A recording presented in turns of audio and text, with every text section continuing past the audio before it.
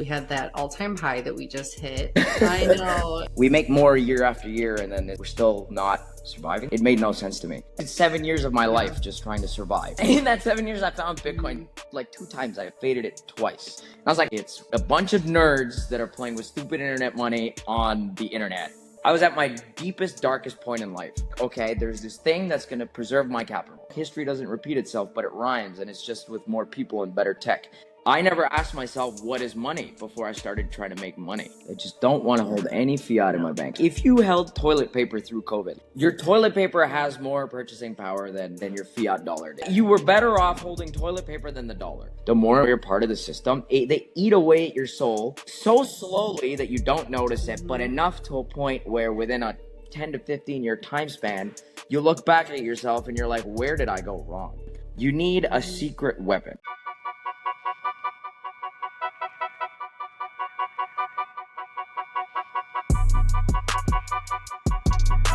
So it's a great time that you're here with me today because we had that all-time high that we just hit. I know, it's exciting. It feels so good. You know, we know it's going much higher, but it's just great to see that it got up to 24,000, I think. Yeah, I think 123. Did it hit 123? I don't know. I think it was 122. I think it was. Yeah, well, I think on here it's showing me like on TradingView. Yeah, 123. Yeah. So it's funny how when this type of stuff happens and people actually, even if they don't notice, if you reach out to them and they're probably kicking themselves, but it's never too late. You know, we always say, we were chatting yesterday on X, a lot of us, and you know, we're still buying. You know, it's not like we're going down. As long as we're working, we're still able to save our money in Bitcoin. So it doesn't mean we're stopping now because it's at 120,000. Oh yeah. I waited last night. I waited till 122 because I wanted to buy the absolute top. You know, everyone's just like, oh, tips. I buy the tip too. You know, I buy the absolute tip as well. It's crazy. Yeah, it's fun because it's like, you know, even though we're not buying significant amounts like some of these huge companies or treasury companies, but you know, any little bit that we buy, I feel like you probably feel the same as me, that even when there's a dip, of course you want to buy when the price is down, but when the price is at a high, you feel like your little bit that you're buying is causing these shorts. You know? Me with my little 1K little Bitcoin buys and moving the price for sure. I know.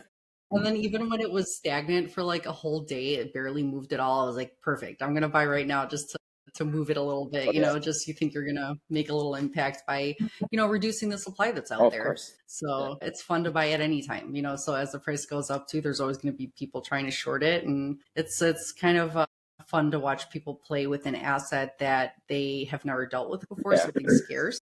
And it's just funny to see that people are still playing these trading games. So it's interesting to see how it plays out.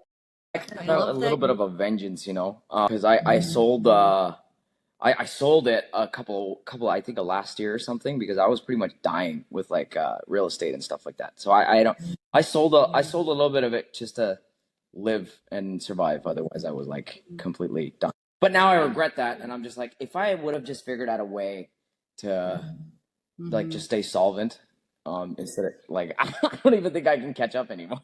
Yeah, that's the thing though. A lot of people, like, even when people talk about when will you sell your Bitcoin at what price, it's like, well, I'll sell it when I need something in life. Like if something is happening in your life that you need it for. So you can't kick yourself for those moments. If there are times in your life that you need to catch up or something's happening, yeah, you can sell some. In the long term, it evens out. You know, this price action or whatever is going to happen over the coming years, it really doesn't matter in the big picture for the amount that people end up selling. Usually, like, I laugh when people want to buy $1,000 of Bitcoin and they're like, should I wait till it drops like $5,000? And I'm like, what, are you gonna save $50? Like if it goes, you know, for $1,000 that you're buying, it's really not that much that your price swings. It has to go up like 30% for you to really think, oh, and even then you just continue to buy when it drops. I mean, could you imagine telling somebody, like, I mean, I saw this from Sailor a while ago, and he was just like, could you imagine like bragging about selling a stock or buying a stock like Apple stock, like way back then when it was like $30-$40, and then like look at it now?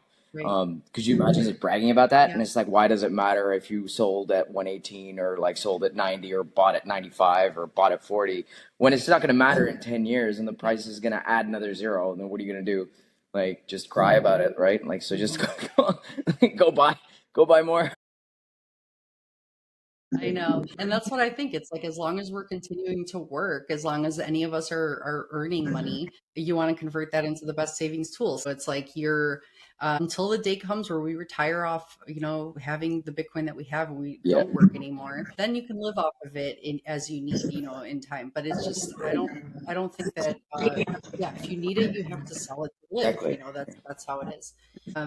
But I love that your name, you go by the Journeyman. And I love that you're here today because of this all-time high. And just to discuss your journey, the timing is Oh, just so right for you to, have gone through what you've gone through to get here. And, I can't wait to hear more about it. But there's some of your posts that I okay. want, we're going to get into pretty much how, like some of the feelings you felt is something that's so in common with a lot of Bitcoiners where, that whole shedding of the ego or like you have to like break, for something to hit and for you to realize what's happening. But something that I feel that I got from one of your posts was you thought that strength meant silence. You had to hold it in to keep it together.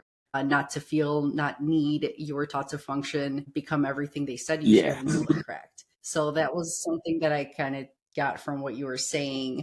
And can you tell us about how your journey kind of the journeyman? So how did your journey start as far as wherever? And I mean, there's so much to say. Like, I can't even pack an infinite amount of like. It's like asking somebody to take their own universal reality and just put it out there in like 5 minutes. It's like We me. have a I mean, little more I've time. always considered myself a generalist. Even in school, like I was never really interested in much. I was always just like, okay, maybe I'll learn something from this and learn something from this and learn something from that, and then try to piece it together to make up whoever I thought I was back then. And I started off in like real estate. Because I knew young that like they were printing dollars. I saw it already because I saw them like when my parents came from India to Canada. I was like 5 years old, I think, and then I saw what grocery prices were back then and how much you could afford versus the same amount now. And then when I was in uni and high school, I was like, "There's no way I can just continue winning, or even trying to win." By just holding dollars. So I was like, well, what do I go into? And I never even knew about like Bitcoin back then. Did you see your parents, like, even though that's sort of one thing I was wondering about, like, when you look back at your childhood, a lot of us, we either think, wow, look how much our parents used to be able to buy with what they were making. They used to be able to buy so much more, and saving money meant something back then. But also, did your parents struggle? Did Yeah. you see that growing up? Were you like thinking, I need to do it better? I need to come up with a better way. Like my parents never really invested. They always just worked hard all their life and just saved money. And it just stopped. It worked less and less throughout the years. It's like they just kept working and it wasn't like thinning out.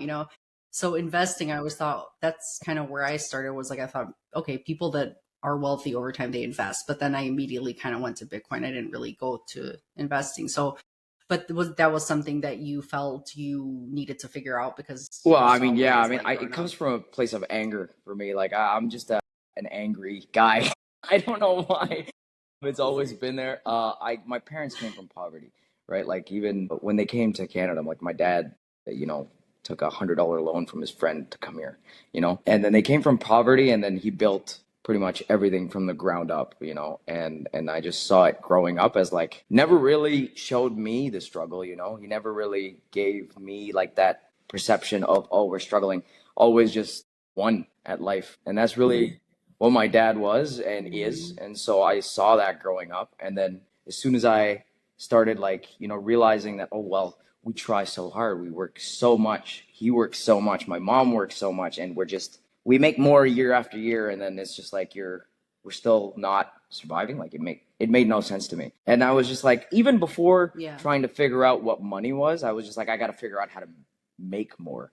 And I think that's a problem with a lot of people, is that they kind of generally just lack self-awareness. Like how are you going to go make money if you don't know what money is, right?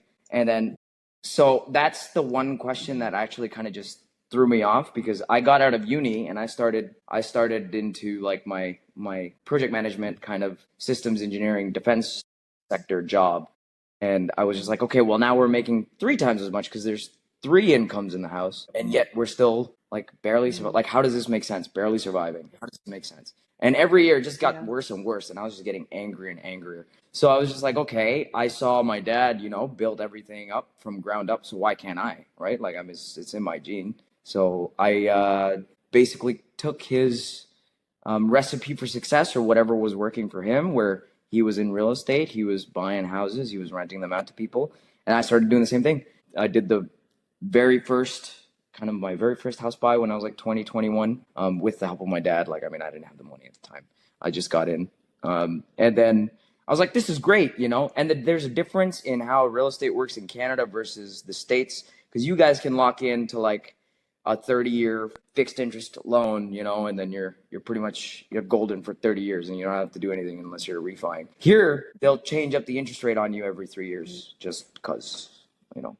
And it's just like, okay, really? How am I supposed to do anything with that? So I'm making rent, but then they change the interest rate, and then now I'm no longer making rent money. That's what I love when people talk about Bitcoin and sovereignty. Just to pause there for a sec, people talk about being sovereign and they love Bitcoin for different reasons, but I love Bitcoin because the rules can change. You know, with everything else, you know, with this, what you're talking about with the taxes in Canada, you know, when people talk about any other cryptocurrency or governments, you know, the laws and the rules are always shifting and changing, and Bitcoin never changes. You know what the rules are, you know what's happening, and it never will change. And there's nothing else like that out there. So that's what we fall in love about, like with Bitcoin, is because you're tired of seeing, you know, the rules of the game just be randomly, and you have no idea when they're going to get switched.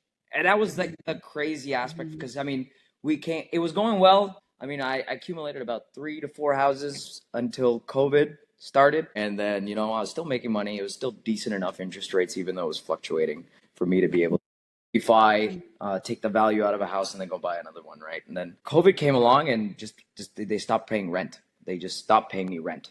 So now I have all of these like 3-4 mortgages that I was trying to just survive on. And now I'm going negative like 6K, 7K, 8K per month. And I like crying, because I try and go to the landlord and tenancy board to like, okay, the tenants aren't paying rent. And they go, well, we can't do anything about it. The LTB date to, like, you know, talk to your tenants is 2.5 years out. What do you want me to do for 2.5 years? Like, die? Like, it's great. And they're just sitting in my house. So then I had to like go tooth and nail to fight people to even pay them to leave my house, and then sell it, and then eventually come up a little bit more than my cost basis of what I bought it for, because I'd refied over the few years that I've been doing it to buy more, and then just barely survive, you know. And then even after selling everything and like, you know, getting a little bit more than my cost base, I'm like, okay, I'm fine now. Oh, it turns out you're not a primary resident on the properties that you're renting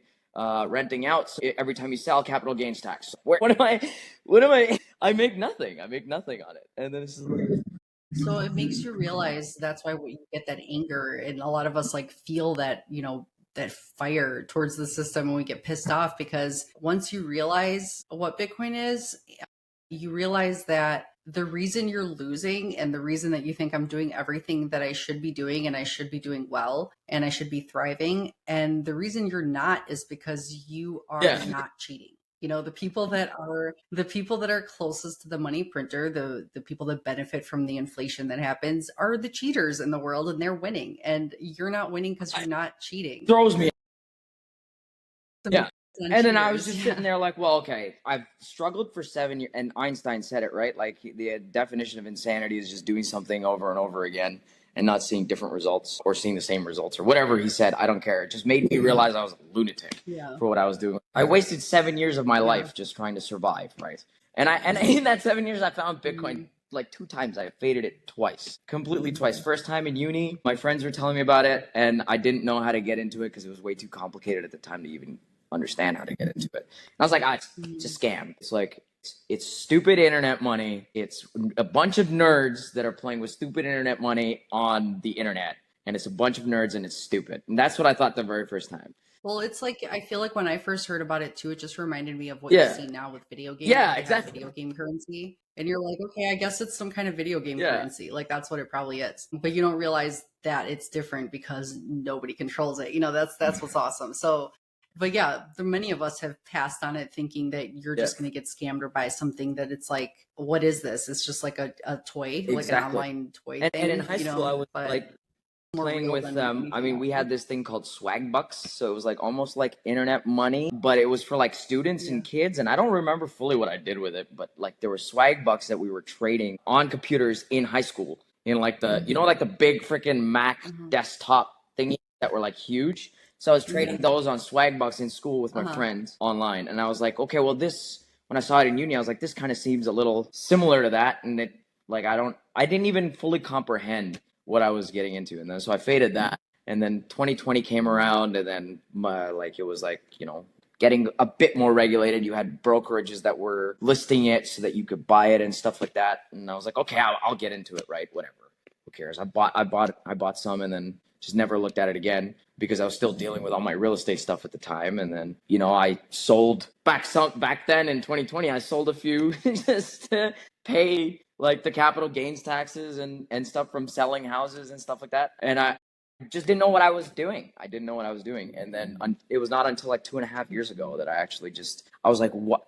I was at my deepest, darkest point in life because it's like negative $10,000 a month almost just for the house that I was trying to live in, because I was with like a B lender because nobody would give me like proper prime rates because of all the other debt I had and all the other tenants that weren't paying me rent and all this other stuff I was doing. I was like dying. I was on the verge of like, I didn't even know what to do next, and my job wasn't covering it. And I was like, do I go get more private loans? Because that's a deeper hole that you just can't get out of. My mortgage payment at one point was $10,000 a month, and only $99 was going towards my principal. Like I was, and all I had was Bitcoin. All I was doing all of 2.5 years ago was like, okay, there's this thing that's going to preserve my capital. That's all I cared about when I got in. So did you listen, like reach out back to your friends, or how did you, well, you already had it, but then you needed to sell some to stay afloat, right?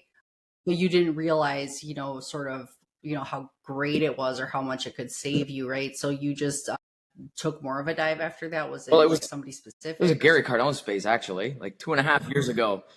He was doing a space with Maze Love, I think, about like finding your genius. And that kind of struck me because I was like, oh man, I started on Twitter as a copywriter because I consider myself good at writing. I like think about a lot of things, how I would feel in a certain situation, and then try to get those feelings out into words and then put it on timeline. So I was like, okay, maybe I could do a copywriting business. So 2.5 years ago, I actually started Twitter as a copywriter, or X as a copywriter.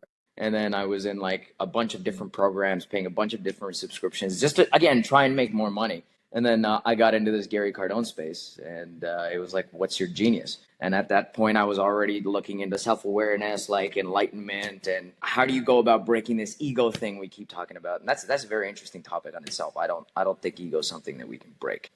It's like a perception of self, right? So that means a sense of self. So that means your self senses things through your ears, eyes, nose, taste, and it creates a perception of your reality. So it's not really an enemy. It's really a tool that you can use. So when they say you got to break your ego, I just think people need to be a little bit more self-aware. But that's what I was in that space for, to talk about like self-awareness and stuff. And then the conversation started about Bitcoin somewhere at one point. And I was like, I've had it. I just don't know what it was. It's just I thought it was an asset. And then people started like throwing books my way, like read the Bitcoin stuff. I just, because I have this habit of just requesting the mic on every space I go into. I like love talking. I went on to the space, requested it. I was like, I have no idea what Bitcoin's about. Enlighten me. To like a bunch of like high, like, a lot of follower people who I thought were super great influencers at the time. And then they just started throwing books my way. Read the Bitcoin Standard. Read the Fiat Standard. Take Saylor's course on, it's all free, on the history of money, on the history of people, on history of everything, and how history doesn't repeat itself, but it rhymes, and it's just with more people and better tech. And I was like, oh my God, okay. So then I spent a week and a half reading into it, and I was like, wow, I've been selling something that is just genuinely truth, or the answer to almost everything to me in my life, because I started thinking about everything that relates to it, like, Saylor's podcast where he's just like, are you convicted in the chair that you're sitting on? And I'm like, yeah, I don't need 7 different chairs to one podcast, like I just need one. And it's just like, yeah. And even the part where he mentioned when you take a flight, do you put all your family members on a different airplane? Because do you believe in that one airplane so much, or do you just take the airplane? Like, it's Bitcoin is the best tool for the job. So why would you diversify? That whole thing? I loved when he said that. But there was, I think, the Breedlove series too. And like, there's so many things that really just, he has a great way of explaining Bitcoin as a system. And I think you being a systems engineer. So it looks very good to me in a system type perspective, because almost every area of my life is broken down into a system. Like my family's a system, my friends are a system, my my work is a system, and it just runs in a certain way in a routine in my head. So I was like, okay, I started learning about Bitcoin through Saylor and the podcasts. I started learning about Bitcoin even more in the history of humans and energy through his MIT level course that I just read online. And then it suddenly made me more interested in engineering, or what I took in school. And I was like, wow, like now everything just kind of applies to this one system. And then I kept deep diving into it. And what really clicked was, oh my God, like this also relates to enlightenment, because I never asked myself, what is money, before I started trying to make money. And then this guy's right over here just answering this question for me. Answers it in a certain specific way that really just equates to this one stupid orange coin being equivalent to like universal currency, which is energy, right? Because and then people are I can't hold Bitcoin. Okay, can you hold energy? So is energy fake? Like, are you fake? And then they're just like, oh, well, I guess that paradigm makes sense. Well, no shit. So if energy is like the universal currency, then everything we do has energy. That means everything leads to Bitcoin. And I'm like now so convicted in it, because then I started getting to numerology and nuclear physics and freaking quantum mechanics. And I'm out, like, I never took this in high school, was never interested in uni about it. Now I'm here like trying to figure out how to become Iron Man overnight.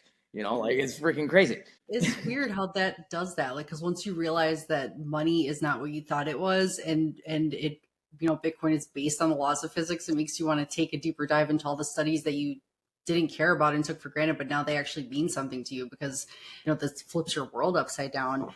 And the whole thing about it being energy money, I think a lot of people are confused by that, because you're like, okay, it's energy, but what does that mean? But for me, I think when I hear that it's energy, it's backed by energy. So the energy behind the Bitcoin mining in the world, which is global, that energy is what secures the fact that nobody will cheat.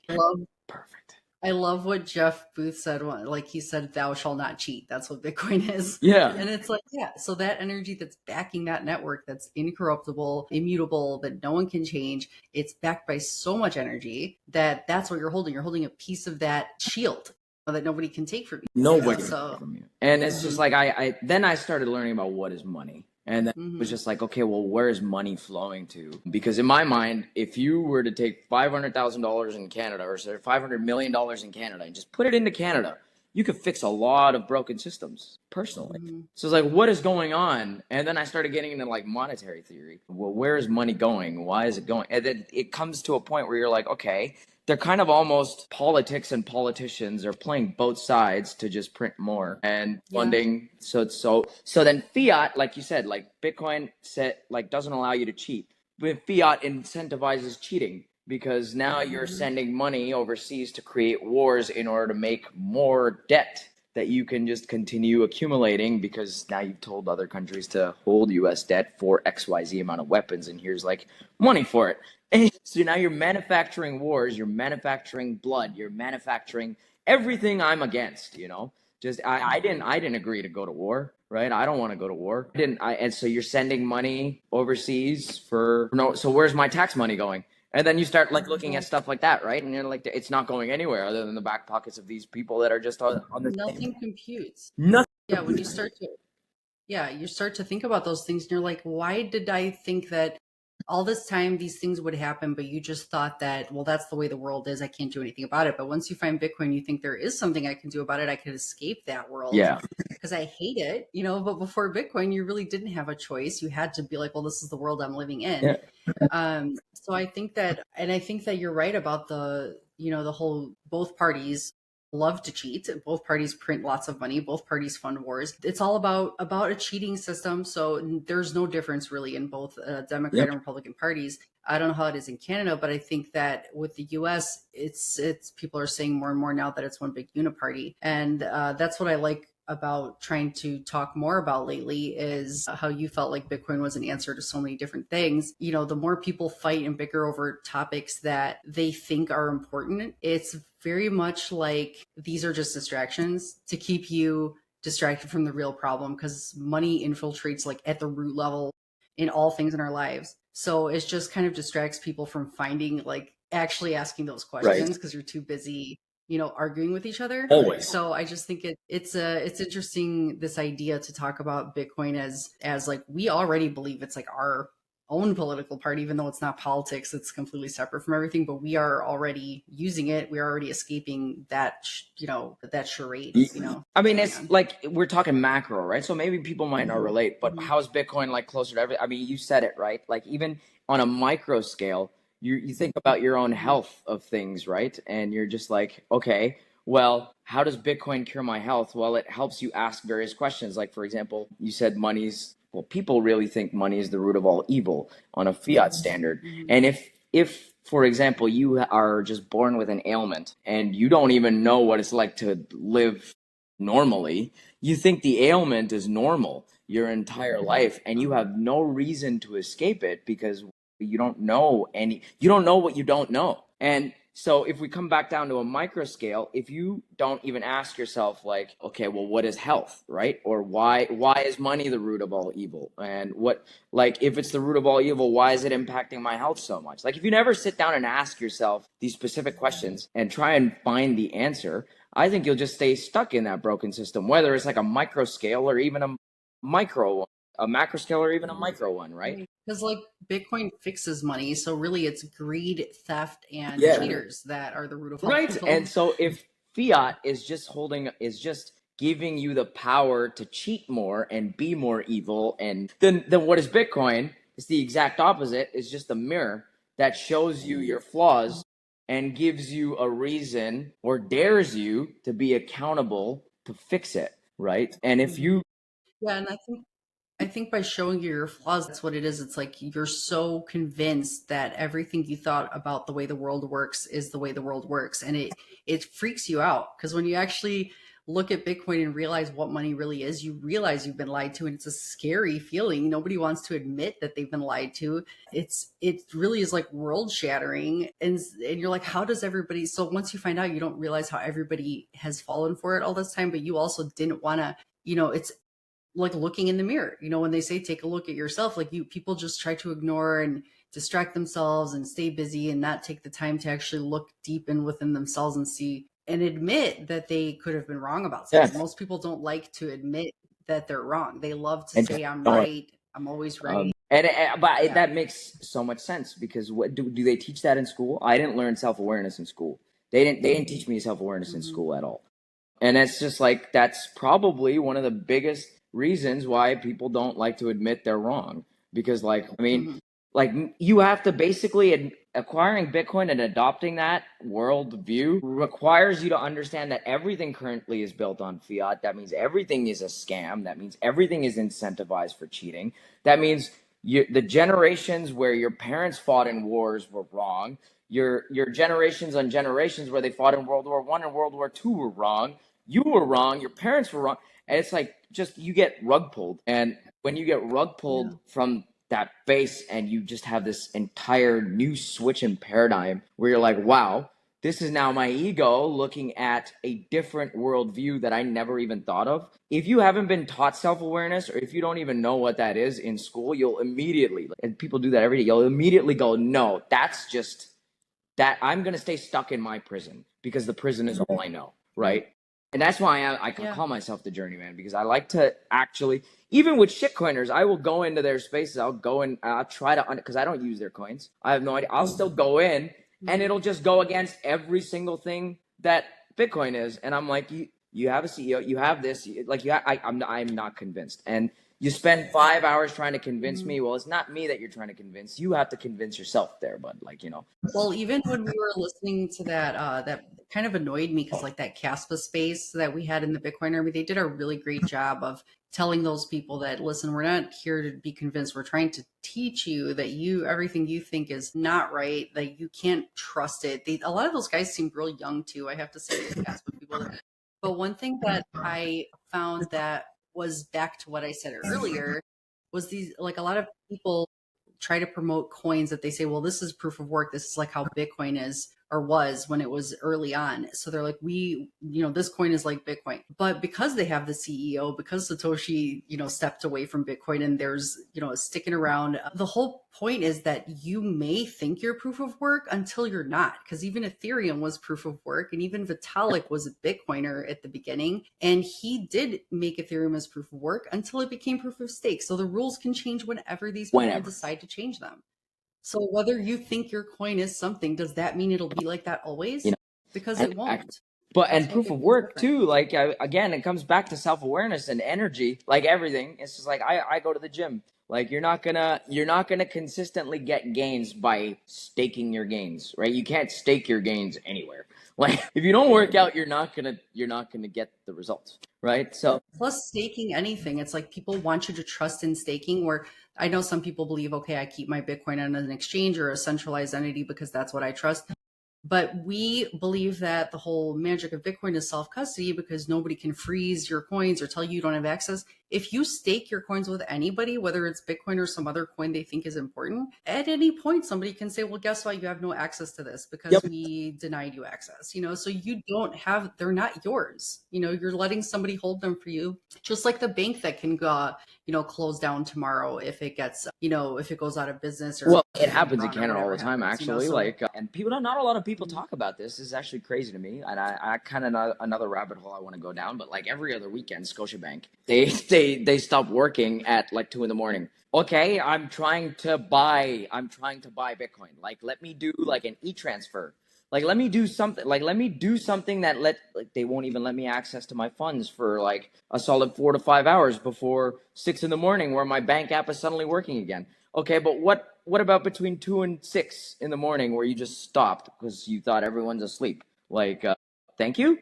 It makes me wonder sometimes, because those kind of ideas, because for whatever reason the bank app isn't working, I always just have, just like how you're like, I have anger, I always have conspiracy type weird questions that I always think that everything is, because once I don't believe money anymore, I don't believe a lot of shit, I'm paranoid. Yeah, I'm very paranoid. So when things go down, like, it makes me think that when too many people, too many retail investors, like regular people, start saying, okay, I also need to buy Bitcoin today, and there's like a big run up for everyone to go out and buy some, that's when the banks will start being like, sorry, we can't transfer funds to this exchange anymore because we don't, for whatever reason, they could block it for you. And by the time you decide to do it, then it's like all of a sudden we'll have crazy expensive Bitcoin price, because things will just go crazy. Then they'll be like, all right, fine, now you can get in and buy it more. Who knows? But they could block access from your bank to be buying this scarce asset if they choose to. Even just how Coinbase randomly would have their exchange freeze up whenever the price would start spiking, just so that people could catch up with these orders, or whatever the reason was that they were doing this.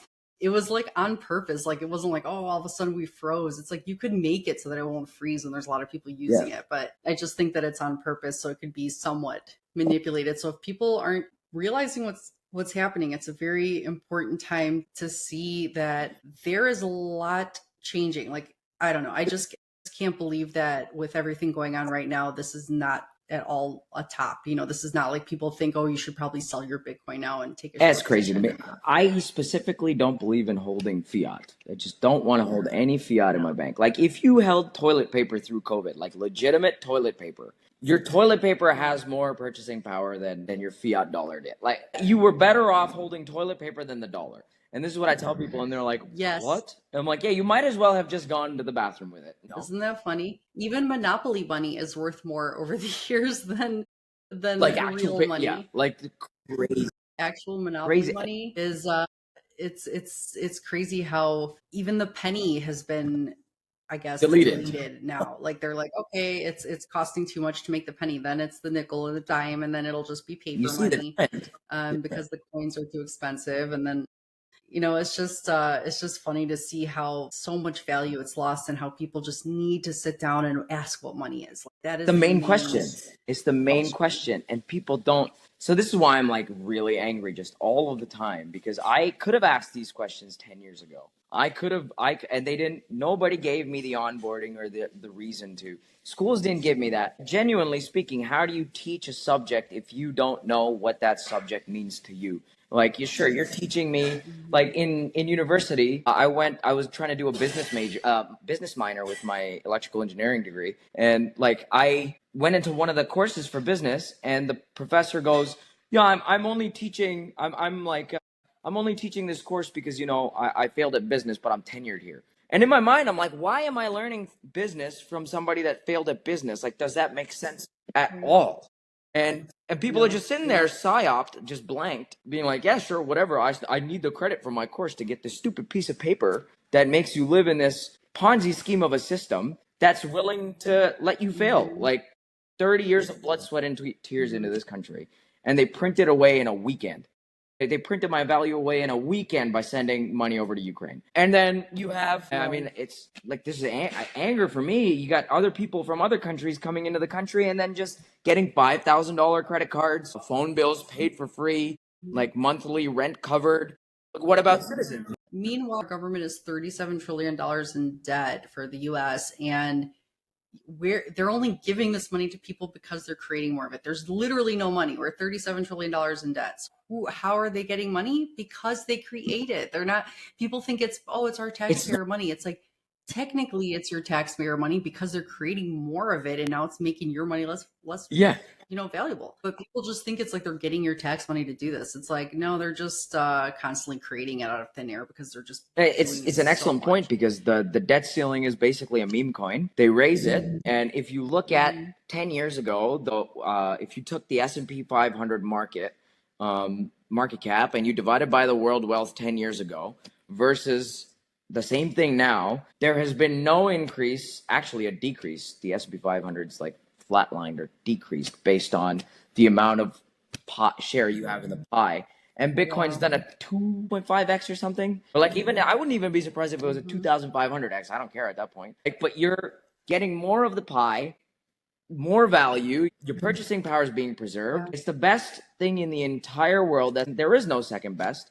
They show you a number saying, yeah, your S&P 500 has gone up like 8%, 9% every year, but it hasn't. Realistically, in terms of like world wealth share, you've become poorer. And so that makes you go like, okay, well, if it can be printed infinitely, then whatever debts we get in like housing, for me, which is real estate, it just means I'm more in debt.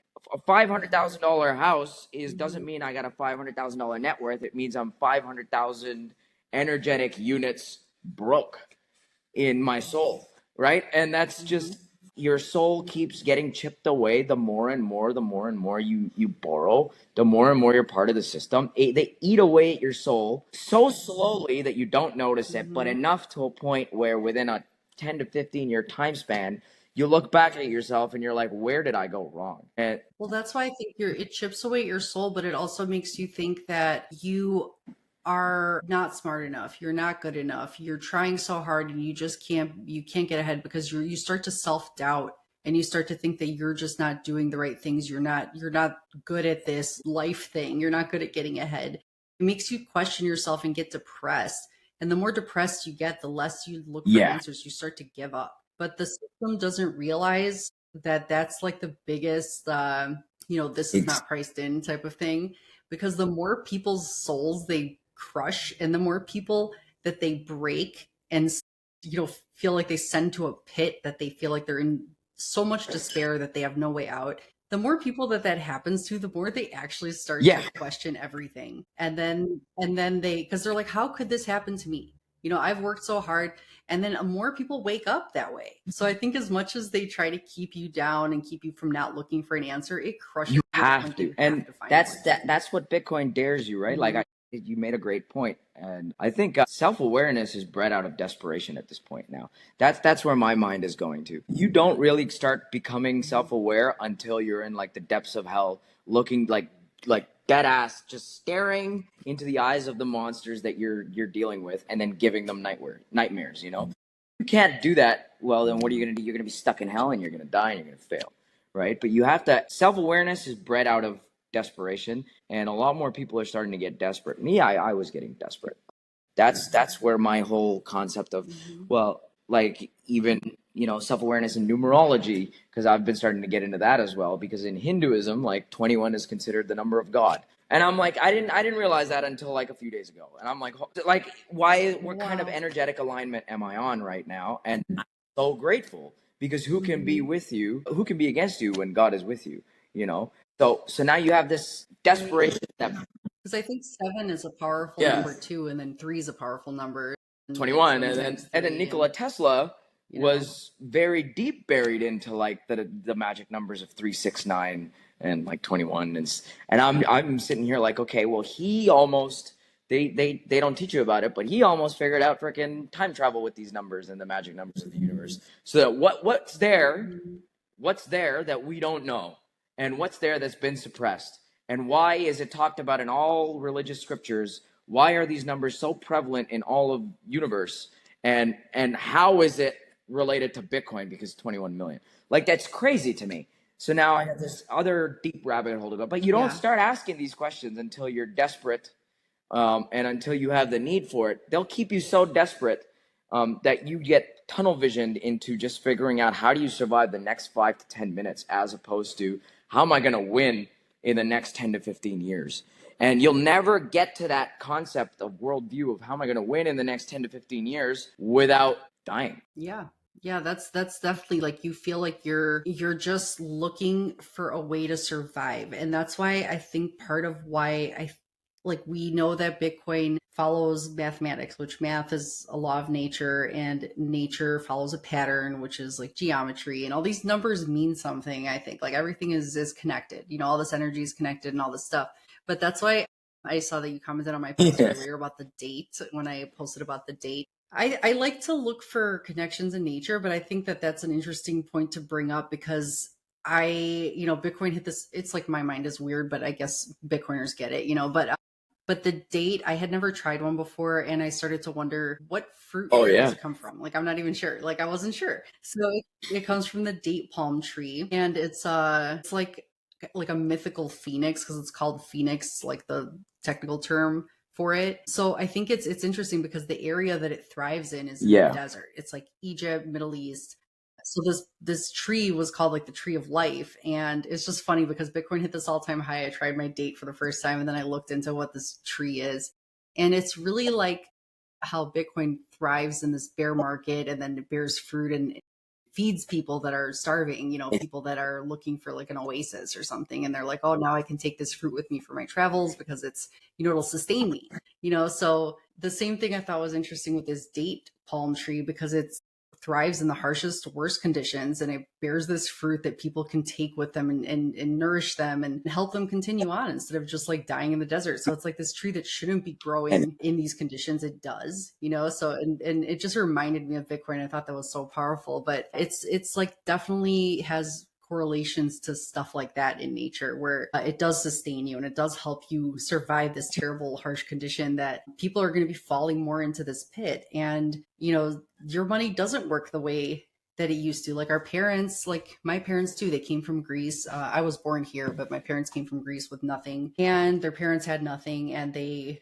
worked simple jobs like at a factory. And my grandfather, he actually had one arm, because he had an accident in Greece. So he had one arm and one eye, and he actually sold hot dogs. He had somebody help him build this hot dog stand, and he figured out with one arm to sell hot dogs on the street. And that's how he made money. And my grandmother worked at the factory. She was a beast. But like she was like heavy lifting, and she, they were amazing people, but they made it work, and they saved money. When you think about, my mom worked hard too all her life. And like I said, she didn't invest. Things just get harder over time. But like, you just start to think that if you're not doing a good job saving money, like some older generations will look at you and be like, you're just lazy. You're not working hard enough. Look what I did. I worked hard all my life. I didn't need so many things like you guys need now. I did, all this stuff. But even if you live a minimalist kind of life these days, and you cut out a lot of the stuff you think you don't need, you still are struggling to live in a moderate place and like even have kids or anything. So you are conditioned to think that you should just do what I did, but you can't. Honestly, though, it speaks to your resilience in winning, because, like, I mean, it's in your family to win. I get it. I understand. But I think that's back in our parents' or grandparents' time or whatever, they hadn't devalued the currency at all. So technically, like, when they were working, they were doing proof of work in their eyes. you know, in their eyes, where they were, okay, I'm doing this and I can make it. So this was but they didn't even know that it could be devalued at the time. So at the beginning of it, it was probably more proof of work and more aligned, where you can say, based on the work, I'm saving my value in this, and it's working. And that only works, even if you look at currencies of the past, like they have this certain time span or lifespan, right? When that ends, the new one is also currently, like, it's built on proof of work before it gets infinitely inflated. So in that new paradigm, you're taught to win by working hard and growing the tree for the fruits of labor, right? And then rising through the ashes like a phoenix. Makes perfect sense to me. And I think this is the opportunity we have, because in a system that's dying, there's only one thing that's going to allow you to go from 0 to 1. And as a lot of people say, you got to drop the ego, but I think you got to, in my eyes, strengthen it. Because your parents, your grandparents built everything based on one thing and one thing alone, which is winning. And you need a certain type of ego in order to always win, right? To turn a 0 to a 1, you need a secret weapon. And then when you have that secret weapon, you have to hone it. You have to utilize it. Like, you can't, for example, in soccer, and this is crazy because our secret weapon is Bitcoin, right? But even in soccer, like, I play a lot of soccer. I'm good at dribbling, but I'm not Messi, right? I can copy Messi all I want, but his secret weapon is dribbling, and he's honed it over a certain amount of time with work, right?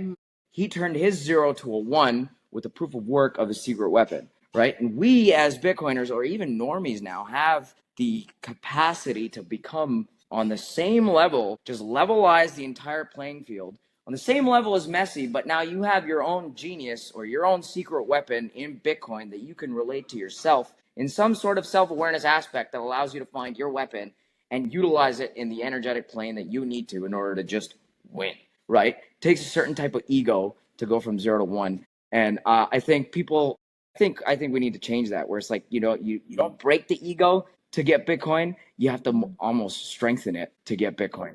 And that strengthening comes from just I think maybe, like you said, the perception, like looking from the outside in and seeing and actually looking in the mirror helps you see the truth, but then you use that conviction and that maybe that ego, that's a new ego. It's like a new, and maybe that new ego is that armor, that shield, that now you can go out and do the things that you're passionate about doing. And you wear it with pride, and you wear it with almost like bulletproof, you wear the same armor in your ego that Bitcoin gives you for your time and your energy spent working. Like when things happen in the world, that sucks, but like, at least it's not because it's about being rich or it's about money. It's about preserving your own life and having the freedom of time to do things you want to do, and for your future kids or any, future generations. But it's like, you want to feel free. It gives you the freedom, and the freedom is something that it's impenetrable. So it's like, that's what the shield is. It's like, it's a shield for all of the network's money, but then you're wearing this kind of like bulletproof vest everywhere you go, where it's like, try to convince me. Try to tell me something other than this. I've already hit that wall, and I've already looked in the mirror, and I've already done the work. And now I'm not going to be convinced otherwise as far as this goes, but I think that you already start to look at all these other aspects, and it just, that's why it awakens so many people. It's not just, I learned about money and now I'm investing in this. You're not investing in Bitcoin. You found what real money is. You're finding out what real unfuckwithable is the word I like using. Unfuckwithable. So my great unfuckwithable. It's like a word one? I learned in uni, and it stuck with me. I never knew what it meant until probably this year. Unfuckwithable and equanimity. Equanimity is the ability for you to be able to just go through life with an "it is what it is" attitude. That's freedom. And unfuckwithable is just your bulletproof. It's freedom. There's nothing nobody can say. I just walk around with that. I will walk around with that and every year that I have more Bitcoin, the more wealthier I get. The more I stack, the more wealthier I get. The more free I feel. And I'm like, okay, who's going to do it? Like, nothing. I walk with God now because it's energy. I store my energetic value in something that's going to be preserved for the rest of my life. That's unfuckwithable. And I don't care what happens with the price. Like, I'm just going to buy more. Equanimity. And now you got this. And it's 3, right? Like, it's 3 things. Right. So just Just like how we hit this all-time high, and just like you did the same exact thing I did, where we saw that high, we were waiting, like, this looks like a high point, I'm buying right now. I remember buying Bitcoin back in 2020 when I first learned about it, and I was very nervous. And even like going forward, I was like, oh no, the price is rising. I felt that FOMO. I felt like I had to put more. And then when the price dropped, and yes, I needed to sell it a little bit when things were hard, whatever I had to do that I had to do. You do what you have to do, but like, I felt scared at that point. And then I felt scared when I felt a little scared, even though I was so convicted buying it like that 16,000. I bought at that price, and it was scary because you're like, is it going to go down to like more? But I understood that it's going to come back at some point, but how much lower will it go? But I was scared at times. Every time I bought Bitcoin, I felt a little bit, anxiety or a little nerves, like, am I doing the right thing? But as time went on, just like how you said, that unfuckwithable feeling that we have is like, now when the price dips, I buy. I don't have any like heart palpitations. I don't have any nerves of any kind. When we're at an all-time high, yes, I'm happy. I'm excited about it, but I didn't feel this like wave of emotion where it's like before I used to feel so many waves of emotion. I'm so level now. So it's like, okay, I'll buy more today.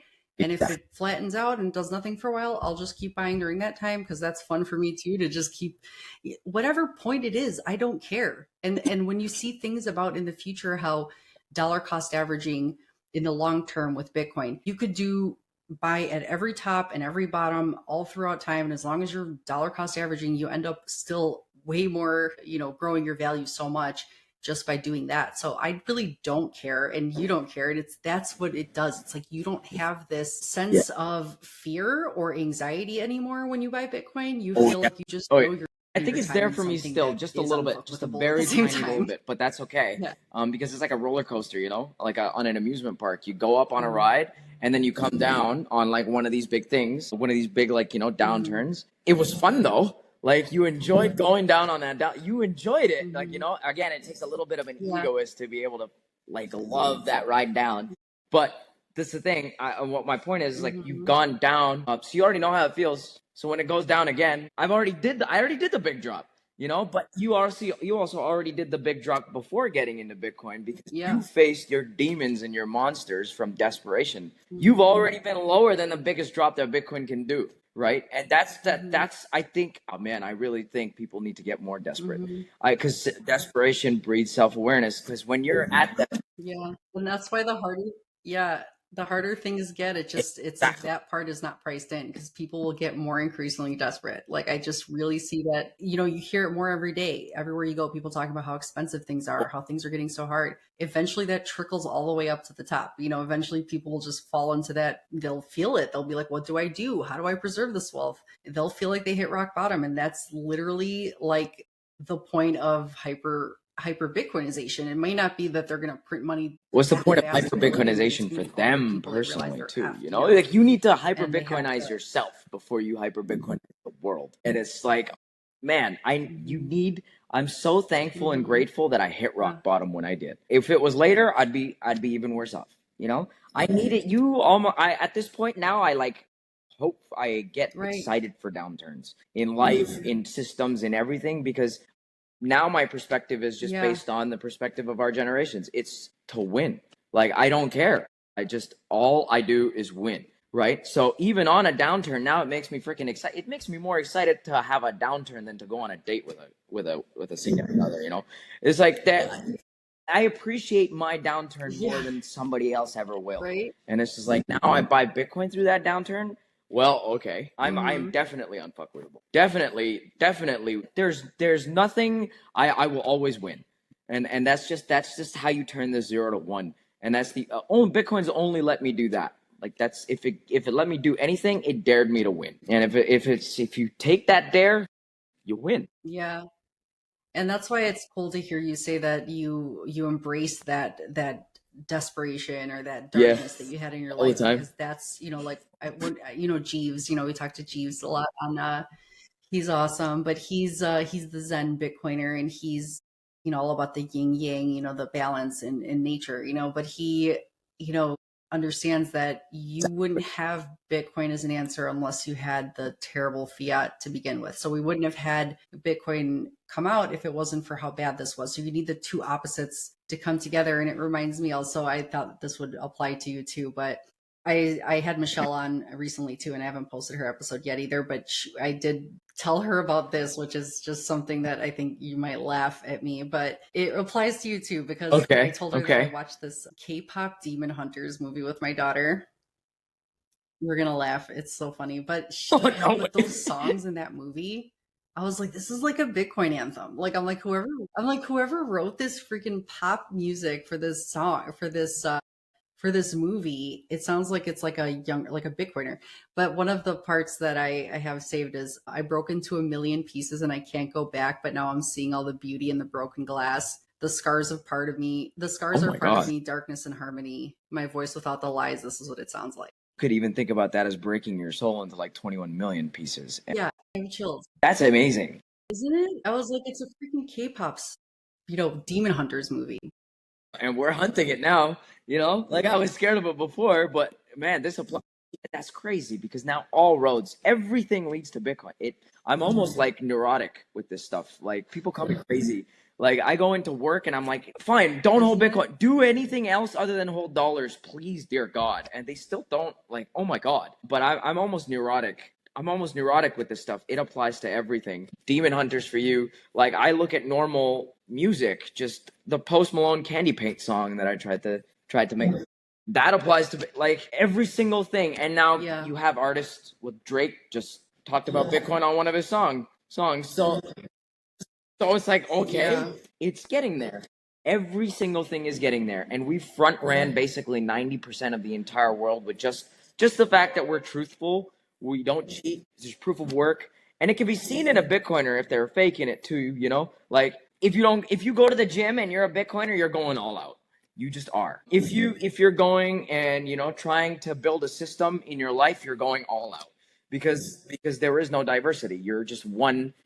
As a man too, especially with the whole post that you were talking about, I was taught to stay silent because silence was strength at the time. But silence is not strength. It's your ego that's the strength. It's your ego that's the strength. Silence is strength in fiat, because they want you to be happy and they want you to stay quiet and they want you to follow the rules and they want you to, be accepting of pride.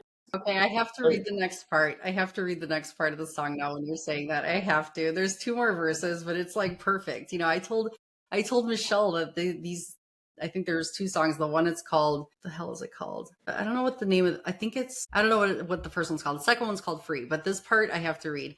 And it reminds me of the Bitcoin Army, and Smash by Saturdays and all this stuff, because back when we were more scared and more doing this alone and sometimes you would maybe feel like questioning yourself and second guessing, but when you see that everybody else is like, no, we're buying, like, this is literally, we're not stopping. We're all together on this. So this verse, I told her, reminds me of the army. It says, we're shattering the silence. We're rising defiant, shouting in the quiet. You're not alone, but none of us are out here on our own.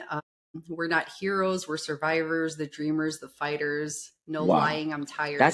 But dive in the fire and I'll be right there by your side. So it's like, isn't that cool? I'm like, that just feels like we're all together. We're shattering the silence. We're rising defiant. It's like, that is literally like, you're just like about the quiet that you were talking about. That's beautiful. It's like the phoenix rising out of the ashes. This is just one little verse from that other song, but it says, we can't fix it if we never face it, the mirror, right? And then it says, let the past be the past till it's weightless. What if we can find a way to escape it? We could be free. Yeah. Wow. So, that just gives me chills, Yeah.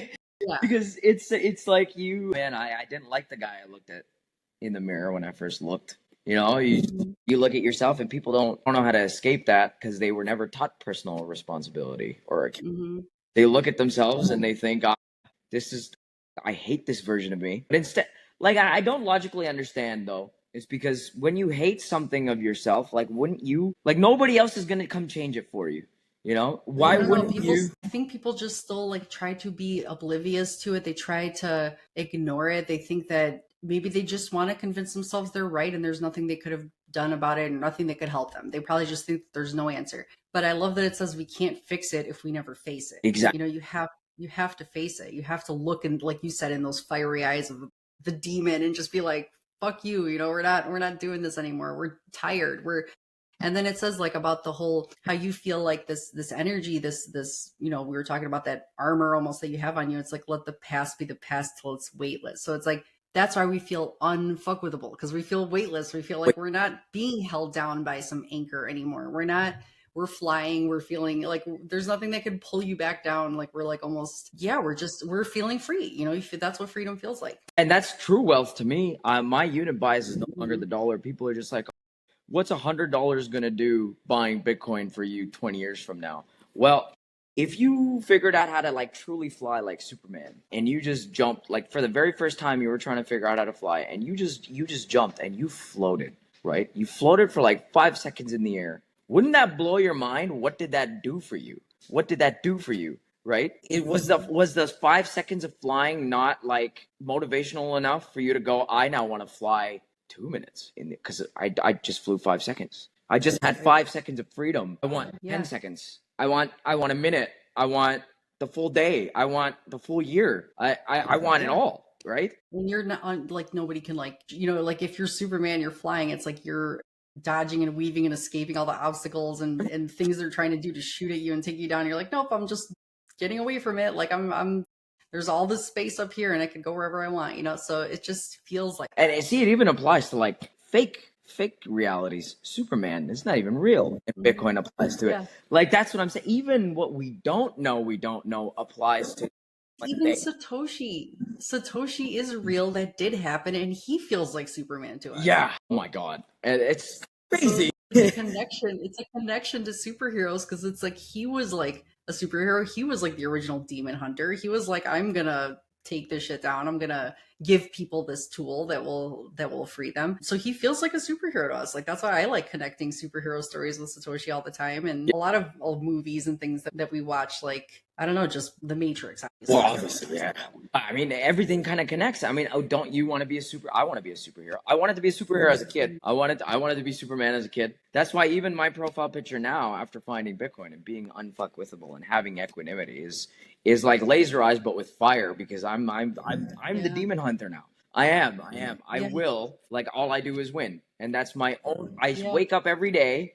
I look in the morning in the mirror, and I love the guy I look at, because all I do is win. And that was taught to us by our ancestors. We are. That's why that rage, that rage that you said, like I feel anger or rage, or that's kind of how I am. It's like that anger and rage is going towards that demon hunter sort of like personality, where you're like, I'm not gonna back down from these. I'm gonna fight them. You know what I mean? Yeah. It's like you, and then you feel like you're, with that sort of superhero mentality. It's because when you watch a superhero movie or you've read comics your whole life, it was always like they always won. The superhero would always defeat all the enemies and monsters and everything that came and attacked it. You always knew that when you finished the end of that movie or story, that hero wouldn't be dead. Yeah.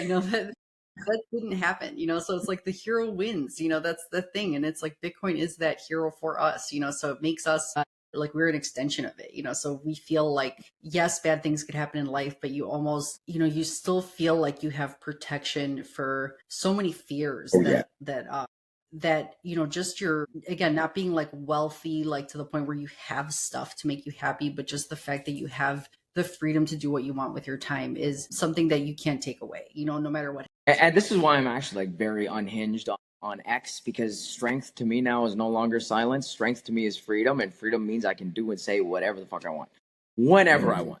And like that's why I'm just like, it's like absolutely mind blowing to me that I could just do that now, because I never used to be able to.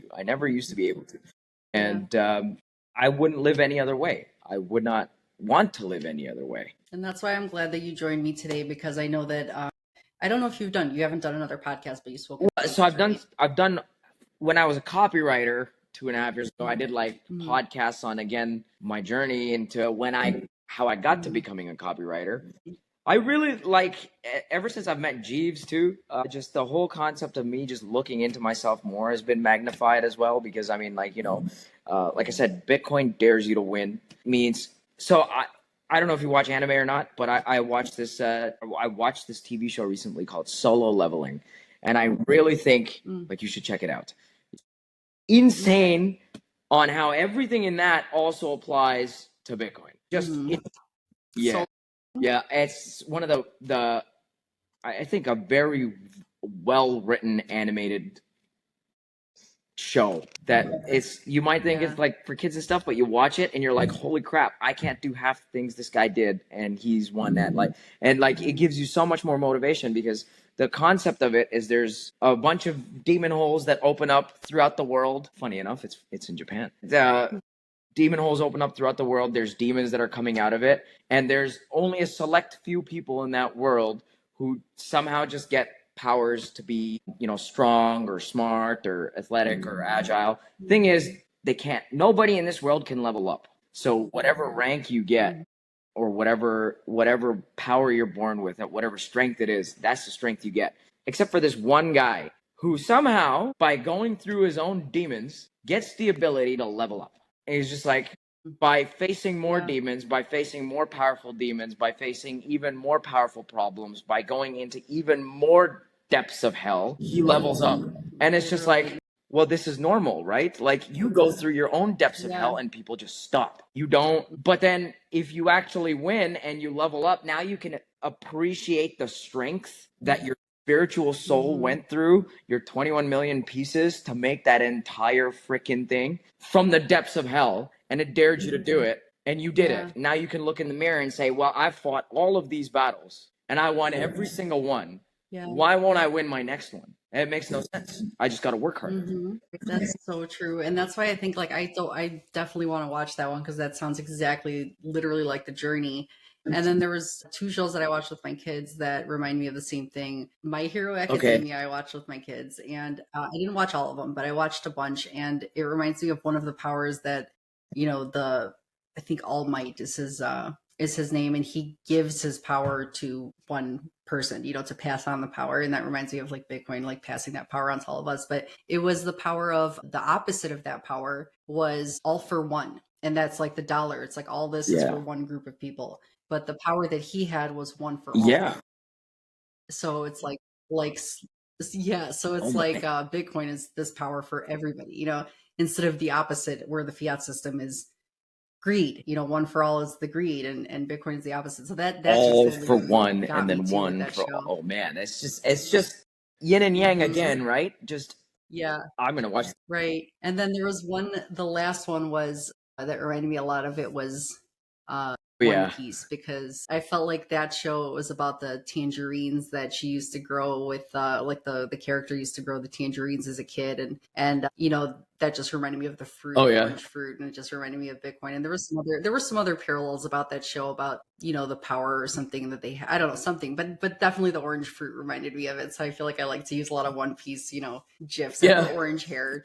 I didn't know you watched One Piece. I actually started watching it a few weeks ago. There's just so many episodes, so it's gonna take forever. I didn't see the anime version. I saw the Netflix version with my kids. I loved it. I was obsessed with that. I think we watched it twice, the Netflix version. But I know there's tons of episodes of the anime one. I've seen a little bit, but not too much of that one. But I still would like it. I mean, if I'm watching it with my kids, especially, I'd like it too. But that's the thing. It's there's so many anime shows that talk about your journey, or your struggle, or power, and a lot of this stuff reminds you of Bitcoin. And it does feel like a superhero that you are sort of riding on the cape with. You feel like you're going along for the ride. So I love it. I'm so glad. Thank you so much for talking to me today. I feel like we can talk more about a lot of this stuff. We have so many things in common that we can discuss, and definitely with the yin yang part of it. It would be cool. Oh my god, a collab, that would be crazy.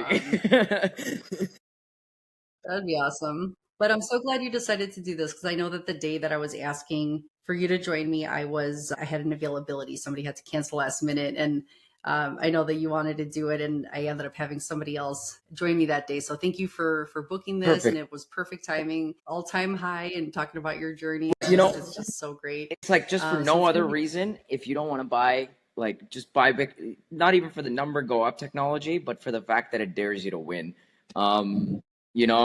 Just look at yourself and I don't even care if that thing went to zero. It dared me to win. I would buy even more. I would freaking set a limit order of $1. I'd buy it all. It dares me to win. And I only want to talk to and collaborate with people who are winners. And you see it.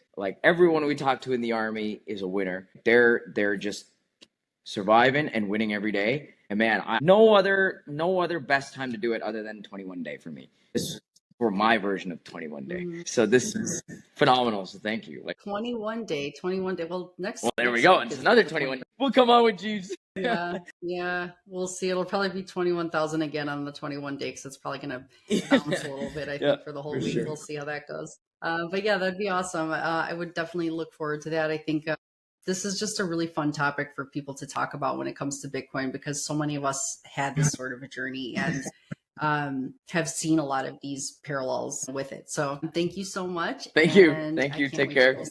Bye.